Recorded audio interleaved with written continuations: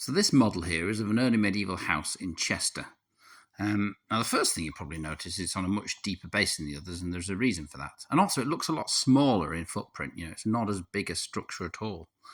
And we've got a little scene at the front here of a woman with a baby answering the door to maybe a husband, partner, merchant or somebody.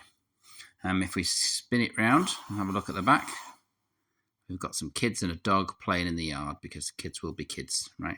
And you'll also notice there's a second entrance here and this small adjunct sticking out with a door. So this invites us to deal with the fun bit of this model, which is the fact that it's two-storey. So if we deal with it a layer at a time, first of all, let's take the roof off. And so we've got the main domestic quarters up here. As you can see, I've interpreted a hearth and a raised seating area.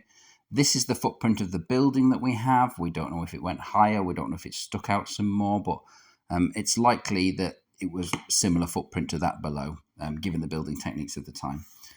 The front, of course, facing the streets is here, but you can see this is on the back. So that's important, that the access to this area below can only be gained from the back of the property. So whatever it was meant to be kept to some degree secure. These little rear passageways at Chester were dug down quite steeply. So I've interpreted these as being steps, actually having some sort of timber step with inside them. I think it would be too steep and slippy otherwise to take anything down there. I've also reconstructed it as having more of a superstructure. I think this would be key because otherwise water would just run in there when it rained. If we now take the top off, you can see that I've interpreted it as a basement. Now, this is all based on the evidence from Chester. So what they actually had at Chester was the depth of soil, as you see here, and then the bedrock below.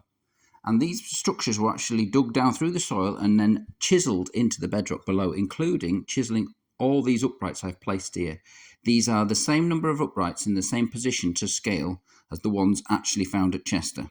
So there really was this little horizontal partition here. You'll notice that's where I put the bed partition upstairs too. So if I just finally take this partition out of the way here, you'll see there's the bedrock below that it's chiseled into and the holes chiseled down into the bedrock. This structure below ground like this would be nice and cool and would make very good sense as a storeroom. It would keep things a lot longer than keeping them above ground because it'd be cool and dark.